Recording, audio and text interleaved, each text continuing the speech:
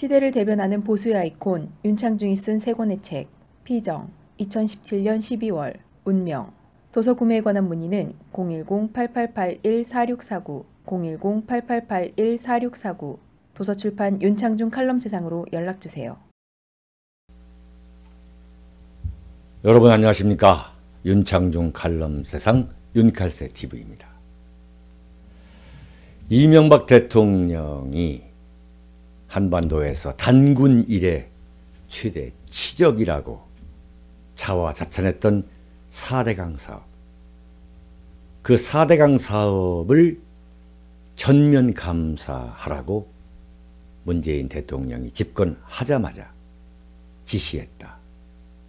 이런 뉴스를 여러분들은 접하고서 어떤 생각들을 하셨습니까? 저는 이런 생각을 했습니다. 정치는 귀신도 내일을 모른다. 과연 무슨 일이 어떻게 되어서 돌아오게 될지 아무도 모른다.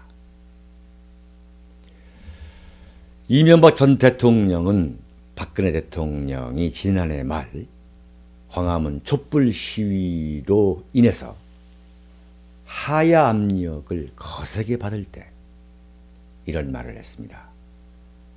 박근혜 대통령은 국민의 뜻에 따르라. 하야하라는 것이죠. 촛불 좌파의 편을 들면서 매정하게 박근혜 대통령을 흔들어댔습니다.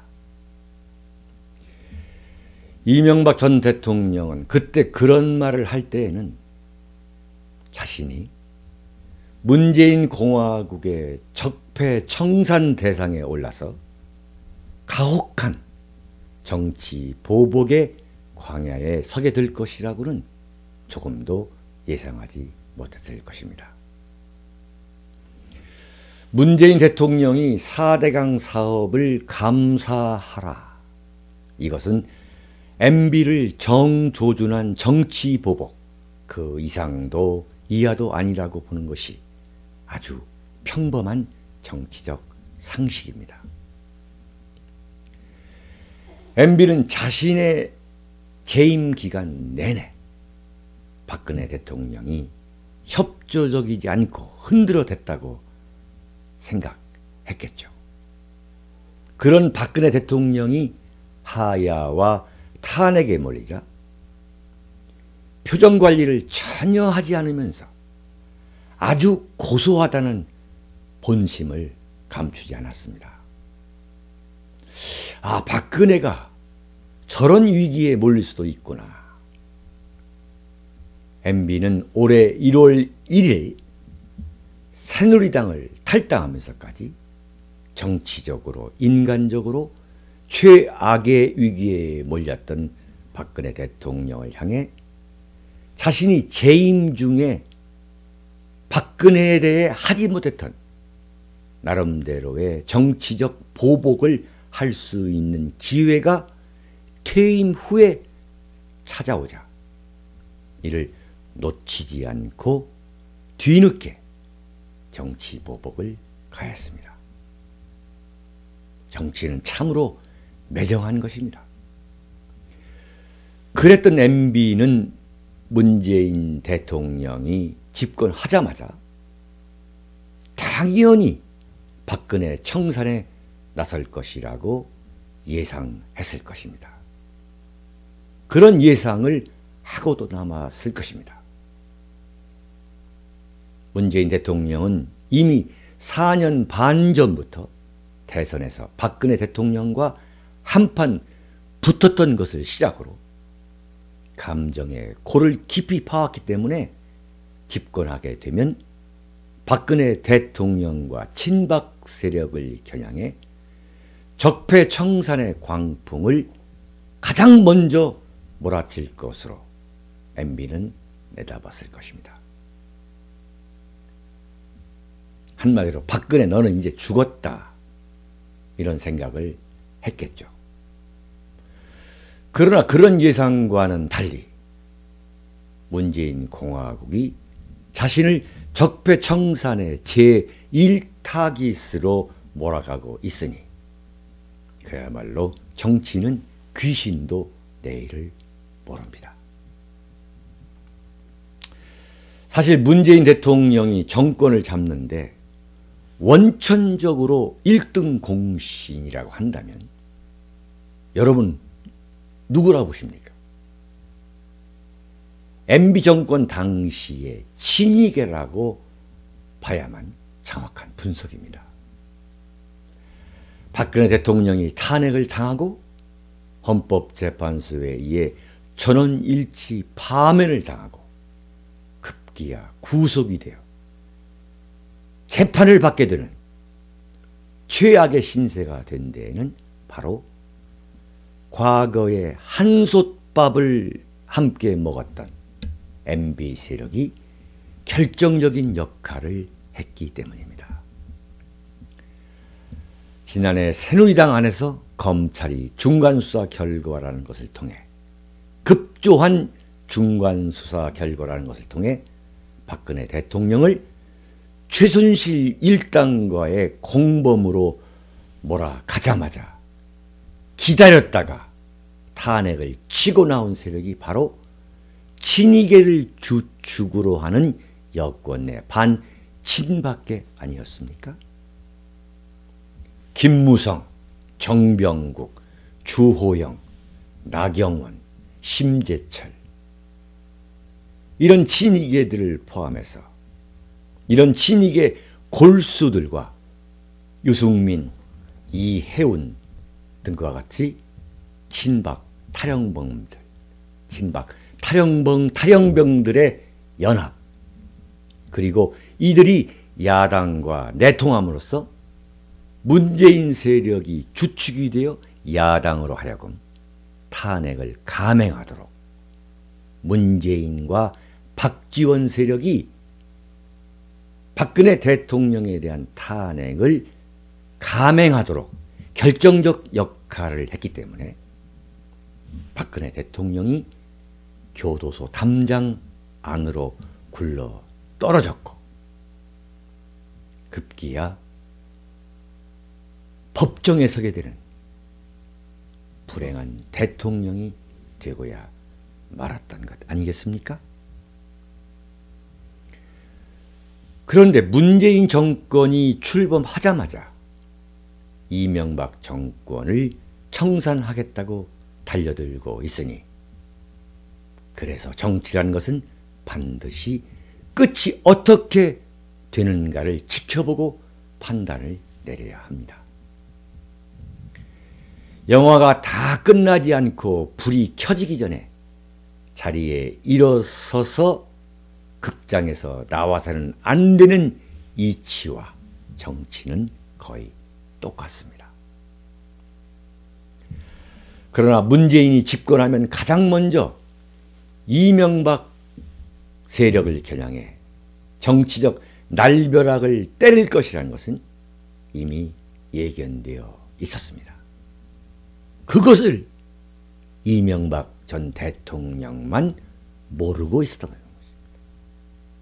이명박 대통령만 문재인 대통령이 집권하면 가장 먼저 자신을 정치 보복할 것이라는 그 가능성을 이명박 전 대통령과 친이계가 모르고 있었기 때문에 박근혜 대통령에 대한 정치 보복, 탄핵이라는 정치 보복을 가했던 것입니다. 노무현 대통령의 자살을 초래한 것은 바로 이명박 정권의 정치 보복 때문이라는 시각, 그것은 친노, 친문 세력의 상식입니다. 그걸 몰랐던 거죠. 문재인 대통령은 자신의 회고록 문재인의 운명에서 노무현의 자신들이 말하는 그 억울한 죽음에 대해 상세히 기록해 놓았습니다. 아주 긴 그 대목에 걸쳐서 그 노무현 대통령의 그 억울한 죽음, 자신들이 말하는 그 억울한 죽음의 원인과 배경에 대해서 상세히 기록해 놓았습니다. 이명박 대통령이 취임하자마자 자신의 정권을 결정적으로 흔들어댔던 광화문 쇠고기 촛불 시위의 배후 세력으로 노무현 자신들을 지목했기 때문에, 노무현 세력을 지목했기 때문에 정치 보복을 했다는 것입니다. 이는 객관적 사실과는 완전히 다른 것이지만 어쨌든 그렇게 믿고 있습니다. 친노, 지금의 친문 집권 세력은 이명박 정권에 의해 엄청난 정치 보복을 당했다는 것입니다. 그래서 노무현이 자살을 했다. 출범하자마자 광화문 촛불에 대어서 5년 임기 내내 좌파 눈치만 보다가, 좌파 눈치만 보면서 전전긍긍하면서 하루하루를 떼어나갔던 MB 정권이 노무현 정권을 정치 보복했다? 저로서는 전혀 공감할 수 없습니다. 그러나 친노 친문 세력은 노무현 대통령의 자살에 이르게 한 그 직접적인 원인은 이명박 대통령과 그 세력의 정치 보복 때문이었다. 광화문 촛불 시위에 대한 정치 보복 때문에 노무현 대통령이 억울하게 자살을 했다. 이렇게 보고 있는 겁니다.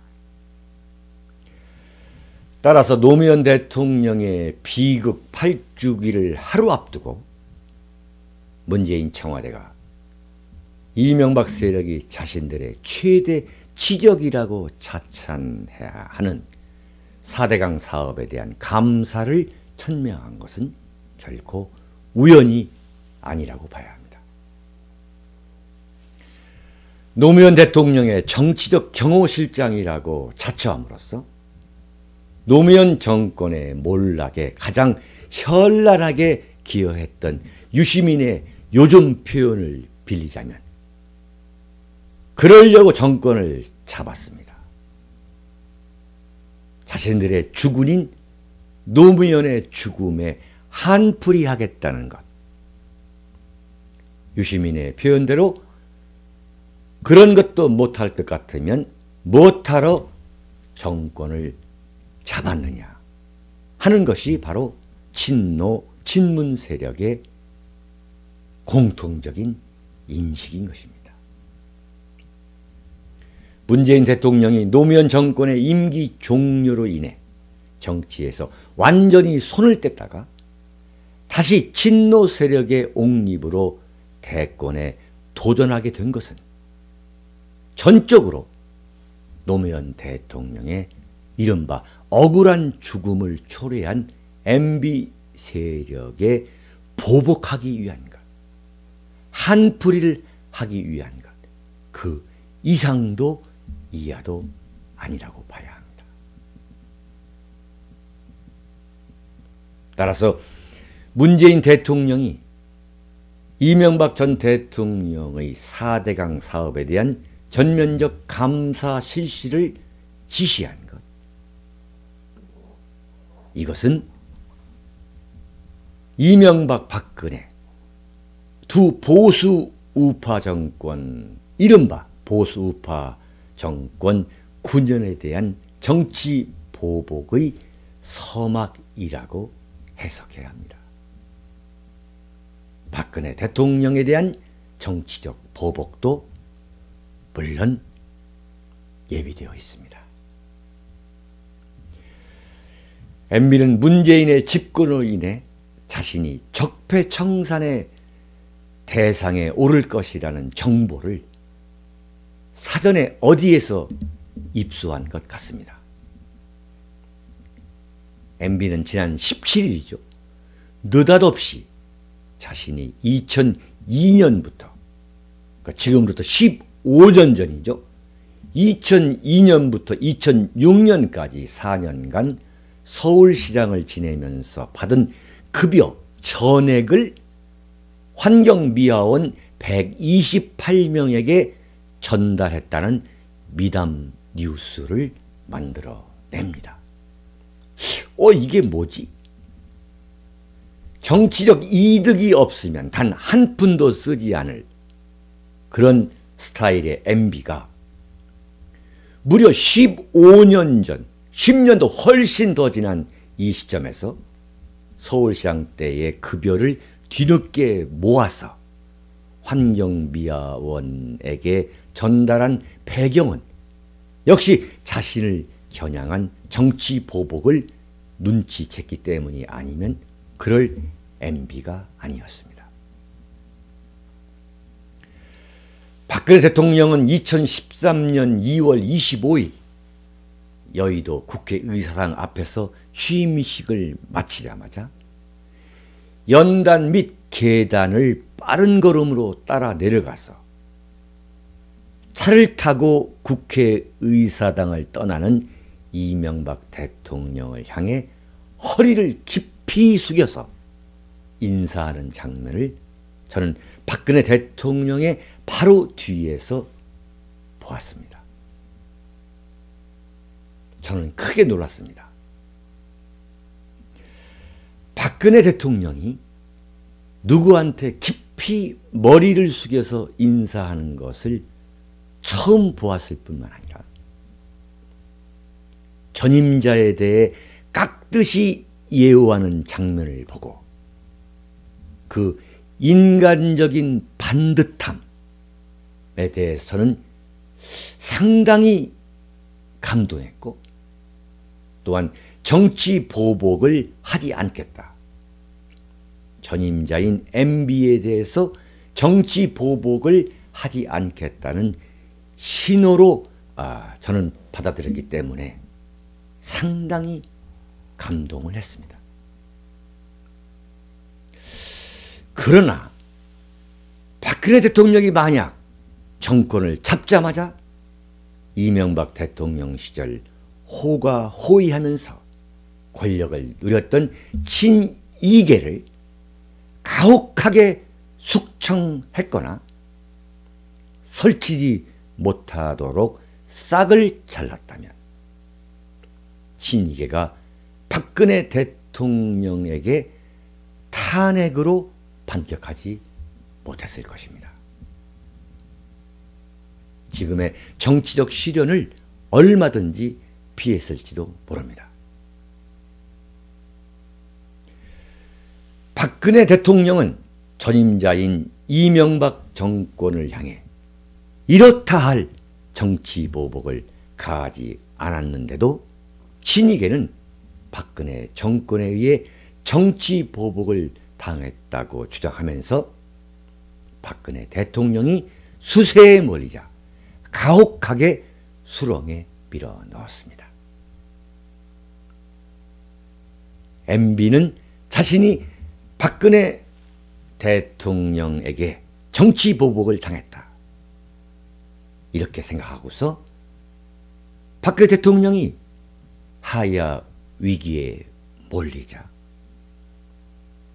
국민의 뜻에 따르라고 벼랑 끝으로 밀어 넣었던 것입니다. 여러분, 이명박 정권이 박근혜 정권에 의해 MB계 주장대로 정치 보복을 당했다고 칩시다. 그러나 문재인 공화국에 의해 받게 될 정치 보복의 매는 박근혜 정권 때와는 비교도 되지 않을 정도로 가혹하고 냉혹할 것입니다. 이명박 대통령이 그런대로 전직 대통령으로서의 명예를 지킬 수 있었던 것은 어쨌든 같은 당에서, 같은 정당에서 박근혜 대통령이 차기 정권을 갖게 됐기 때문에 그래도 이명박 대통령이 그나마 명예를 지킬 수 있었습니다. 그러나 4대강뿐만 아니라 자원외교 비리, 방산 비리 줄줄이 기다리고 있습니다. 박근혜 정권 시절이 그래도 좋았다고 MB계가 후회할 날이 이미 왔습니다. 정치는 돌고 도는 것입니다. 양지가 음지되고 음지가 양지가 된다는 불변의 원칙만 믿게 된다면 좌절을 이길 수 있는 힘이 생깁니다. MB에게도 마찬가지 이야기가 될 것이고 박근혜 대통령의 불행으로 정신적 고통을 겪고 있는 우리 보수 우파 세력도 마찬가지입니다. 정치는 돌고 도는 것입니다. 양지가 음지되고 음지가 양지가 됩니다. 박근혜 대통령이 오늘 2017년 5월 23일 법정에 섰습니다.